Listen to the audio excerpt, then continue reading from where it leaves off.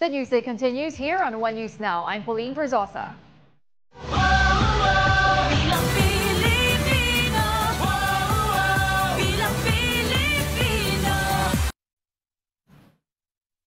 The election scene in the provinces are also heating up.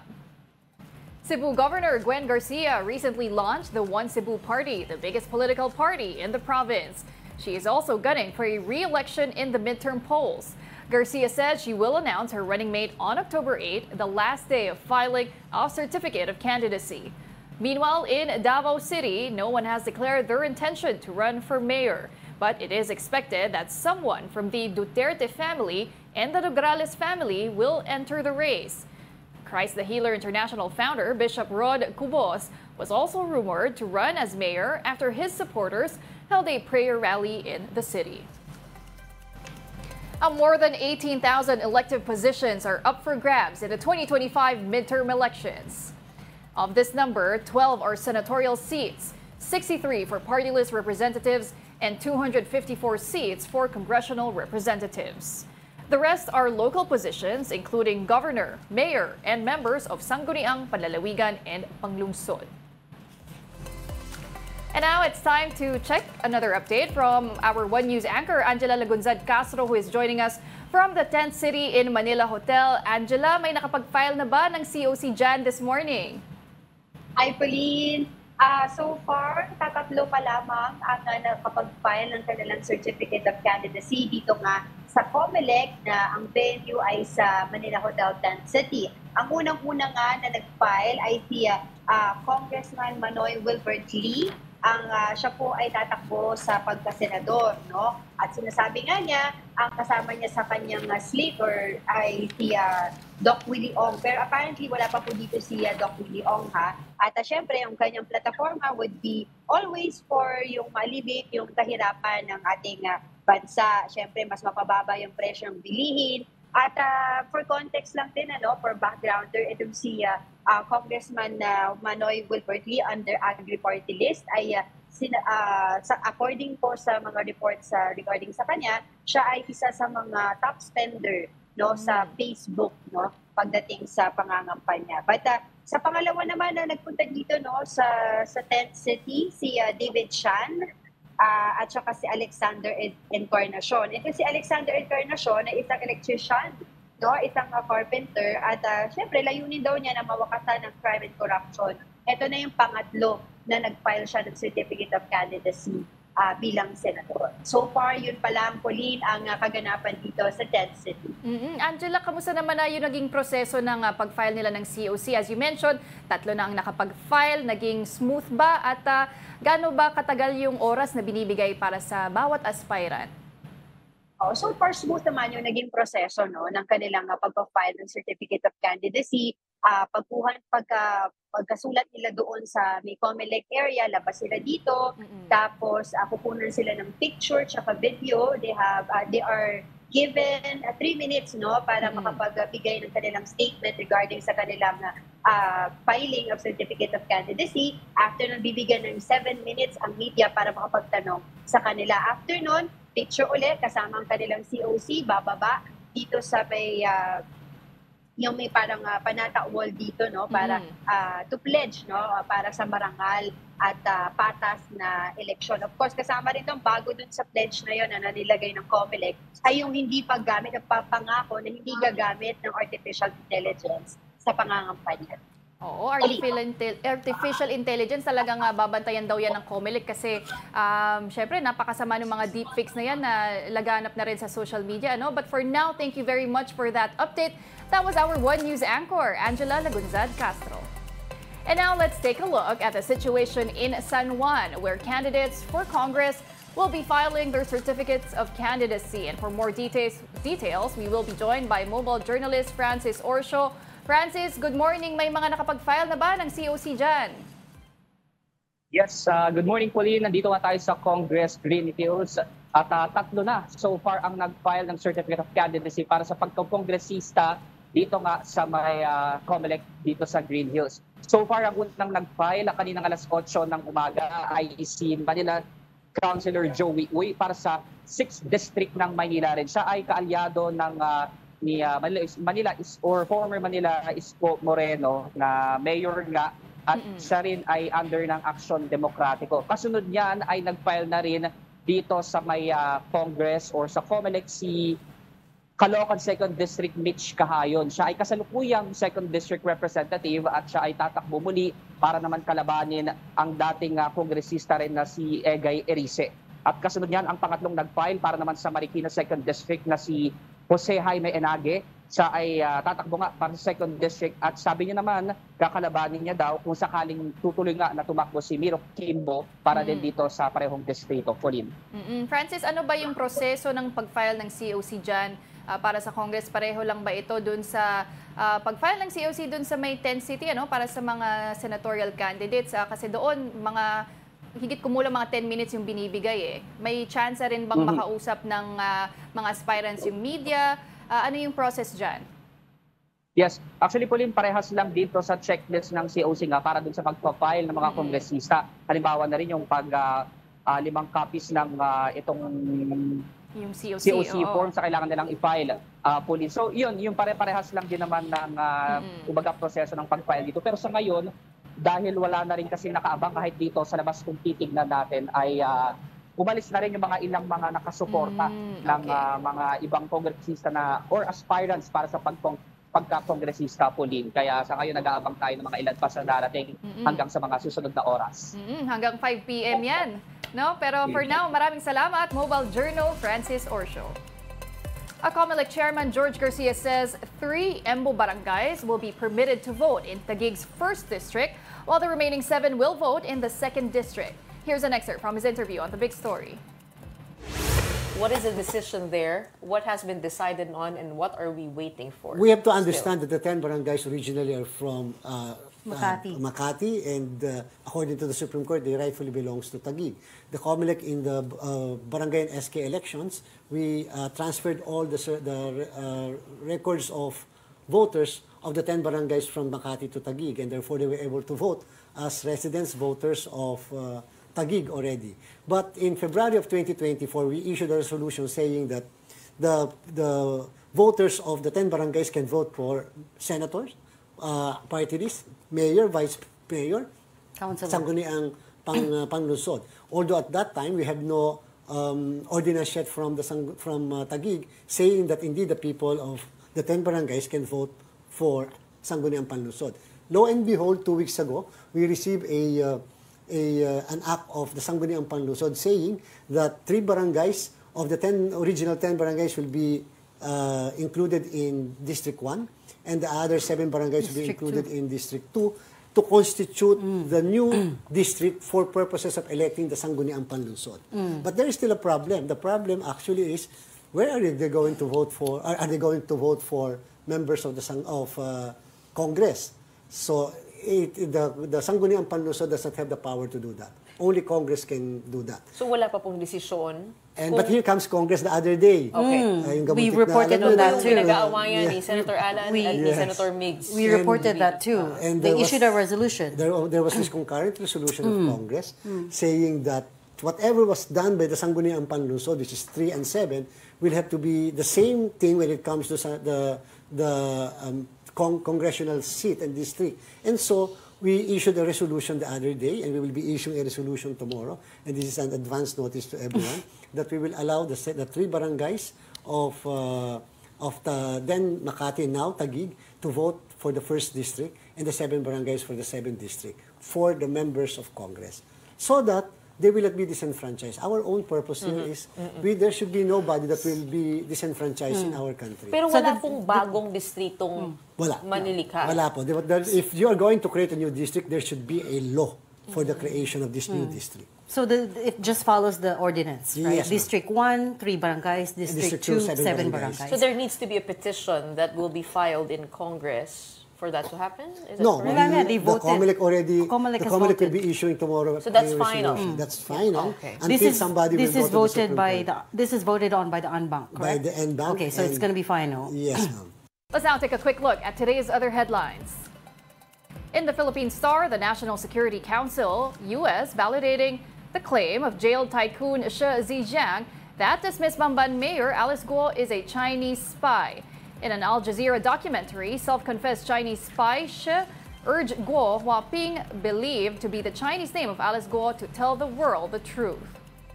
And in business world, a slowdown in U.S. consumption could hurt Philippine remittances and exports, but this is still outweighed by domestic risks. Fitch Ratings expects U.S. consumption growth to decelerate gradually over the next 12 months and slow to 1.4% in 2025 from 2.2% this year.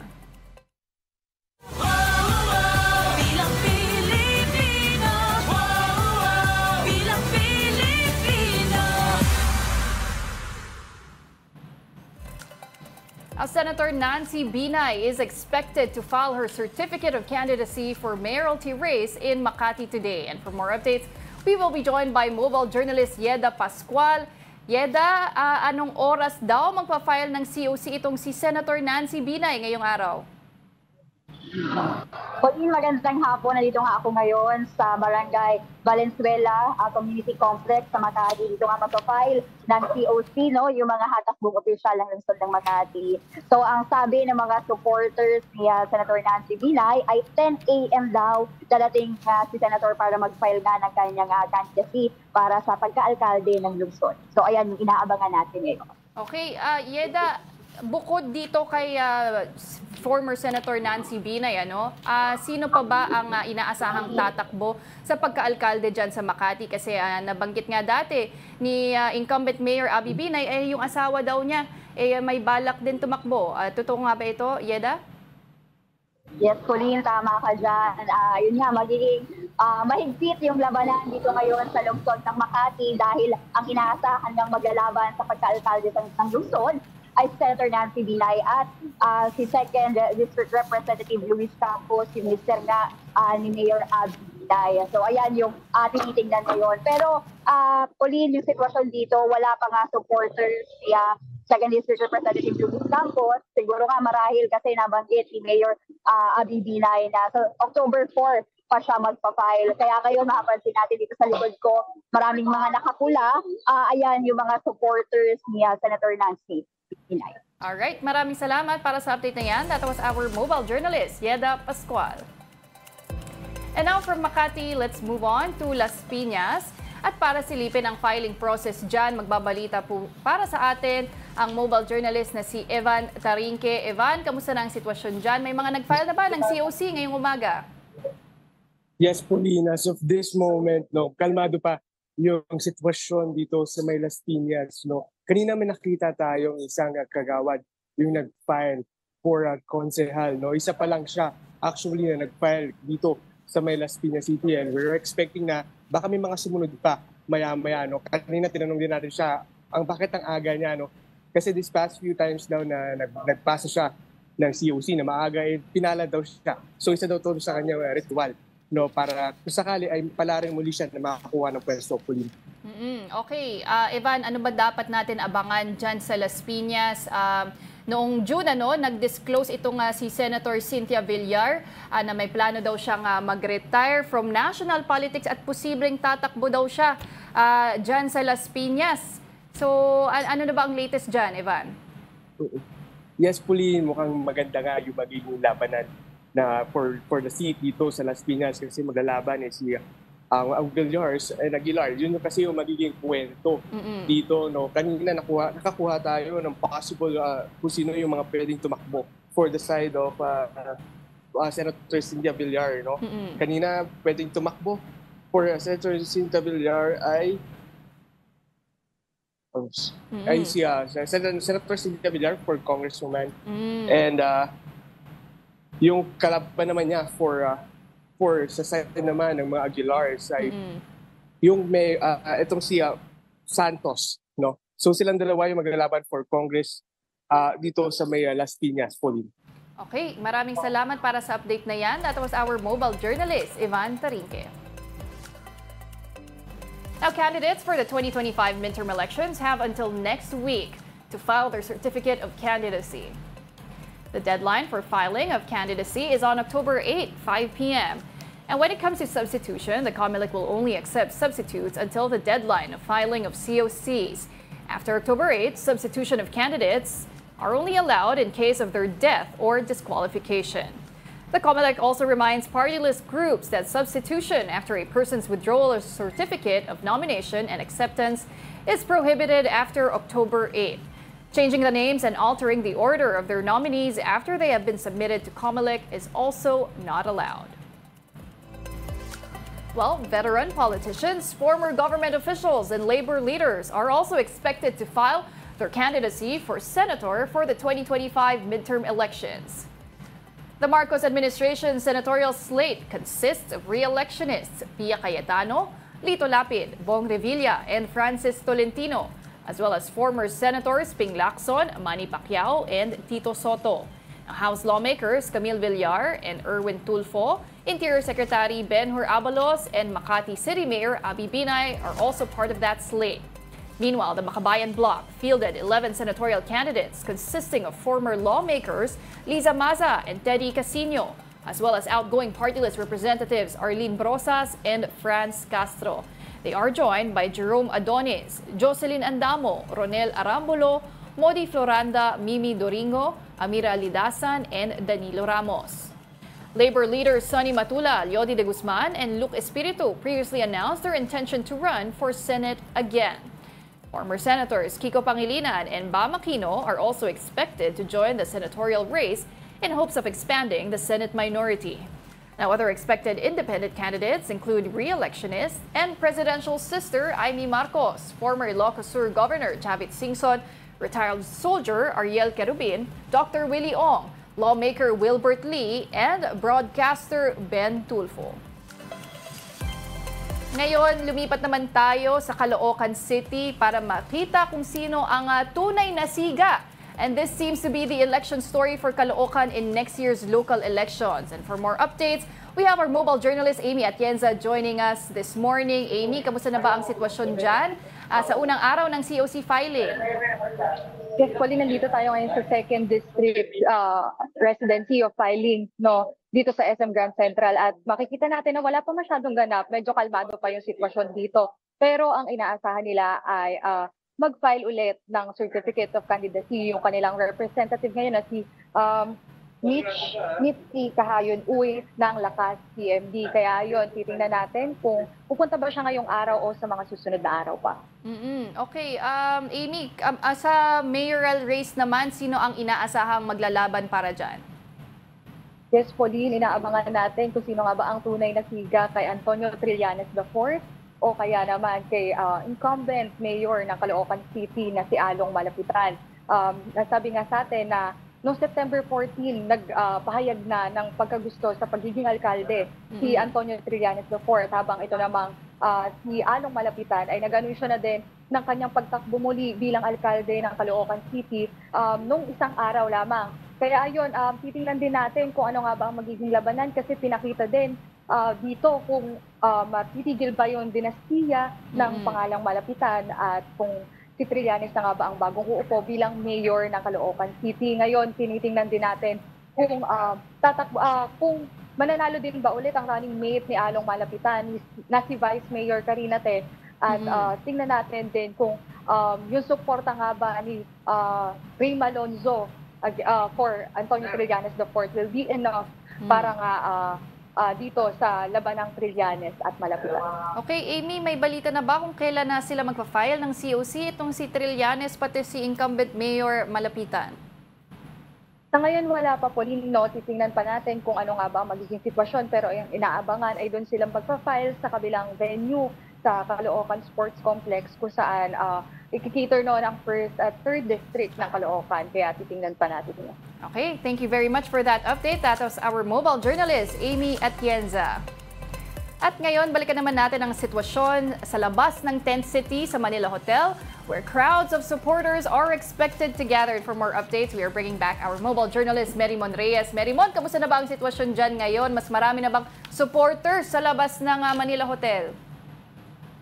Pauline, hindi natitinag yung mga supporters ng ilang party list dito at lang ilang senatorial aspirants sa labas ng Manila Hotel. Dahil umulan man o umaraw, patuloy pa rin sila nandito at nagpapakita ng kanilang mga suporta. So far, ang nakita natin dito ay ang AGA party list, Kabayan party list, Linga party list. Kasama rin dito si senatorial candidate David Chan, Manoy Wilbert Lee for Senator. Mga aspirants pa lang ito dahil yun nga, hindi pa naman sila official na candidates. Hindi porket daw na nag-file sila ng kanilang COC ay automatically na kandidato na sila. So far, nakita din natin kanina at nakausap natin ng mabilisan kasi nagmamadali siya makapasok sa loob, si Daniel Magtira. Ito yung 2016 pa lang, sinusubukan niya na raw tumakbo bilang senador dahil nga ang isa sa gusto niya raw ma-promote ay yung rock.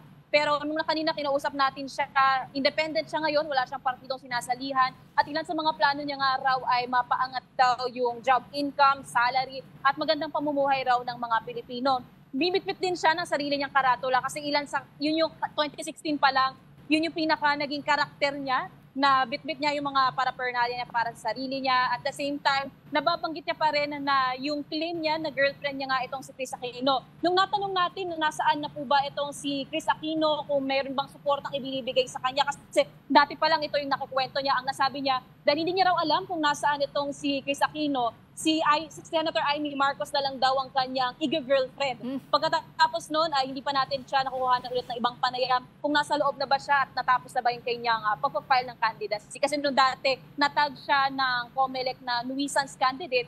Kaya yun daw yung rason kaya hindi niya raw maipagpatuloy yung mga plataforma niya, Pauline. Nabanggit nga, no, itong si Daniel Magtira, actually, noong 2016, 2019, pati 2022, lahat ng eleksyon na yan, na-declare nga na nuisance candidate ito si Daniel. Pero, Mariman, ba't ba daw siya patuloy na nagpa-file pa rin ng COC? Gusto niya pa rin daw ipaglaban yung kanyang plataforma. Bukod doon sa 2016 na gusto niya ma-promote yung rock, gusto niya nga raw ngayon na mabigyan ng mas magandang pamumuhay, lalong-lalo na yung mga masa na nagtatrabaho, Pauline. Okay, may iba pa bang inaasahang magpa-file ng COC ngayong umaga, sa unang araw ng filing, Marymon?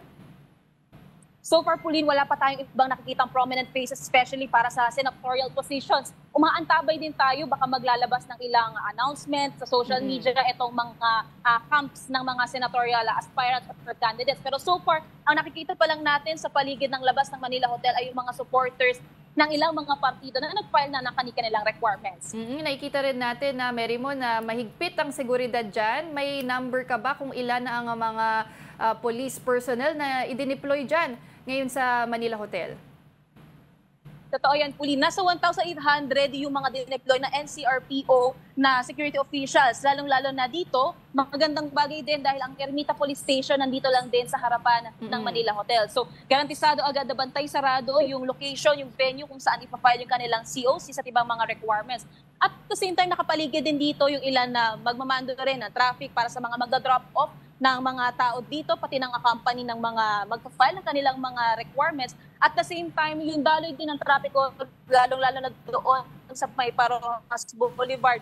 Normal pa naman ang sitwasyon, pero asahan nga na sa mga susunod na araw, kung kailan, inaasahan natin na mas darami na o daragsa yung mga tao na magpa-file dito sa COMELEC, ay baka maapektuhan yung daloy ng trapiko. Pauline. Marymon, mukhang gumanda na rin na yung lagay ng panahon dyan.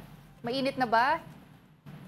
Totoo, Pauline. Kanina kasi umuulan talaga. Tapos hihinto siya panandalian. Tapos aaraw tulad ngayon, tirik ang araw dito. Maya-maya kaunti bubuhos na naman ang ulan. Kaya yung ilan mga supporters na nakita natin dito, meron na silang bit-bit na mga payong, mga pamaypay. Tsaka yung iba rin ay may nakita na rin tayo nagdadala ng kanilang mga food supplies tulad ng mga naka-styrofoam na mga pagkain. Tsaka yung mga bottled waters para sa mga nangangampanya. Okay, mukhang hanggang hapon pa kayo dyan. Pero for now, maraming salamat para sa update na yan. That was mobile journalist Marymon Reyes. And those are the top stories of the hour. I'm Pauline Berzosa. We are One News.